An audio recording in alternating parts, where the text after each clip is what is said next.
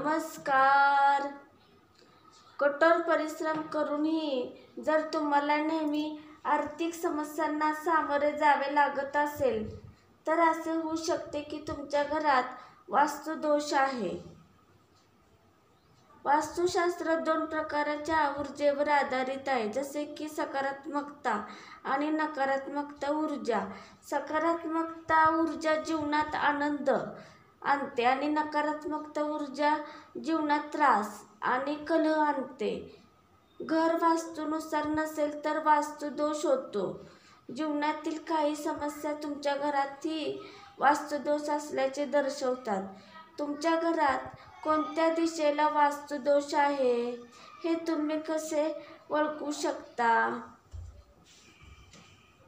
जर तुम्ही केलेले काम अचानक बिघडते किंवा तुम्हाला यश मिळत राहिले तर असे होऊ शकते की तुमच्या घराच्या मध्यवर्ती भागात काही वास्तुदोष आहे.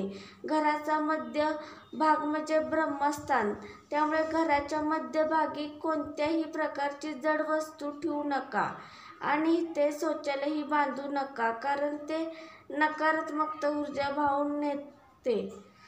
कठोर परिश्रम करूनही जर तुम्हाला नेहमी आर्थिक समस्यांना सामोरे जावे लागत असेल तर असे होऊ शकते की तुमच्या घरात वास्तुदोष आहे.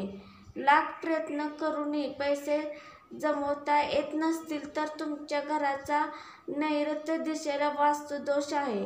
अशाच परिस्थितीत तुम्ही तुमच्या घराच्या मुख्य दरवाजाची किंवा खिडकीची दिशा बदलली पाहिजे. आरोग्याची समस्या.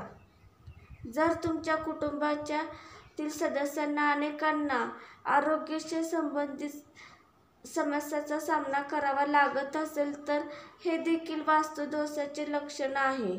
घराच्या आग्नेय दिशेला चुकीच्या वस्तू ठेवल्याने घरातील सदस्यांच्या आरोग्यावर नकारात्मक परिणाम होते. घराची ही दिशा रिकामी ठेवा.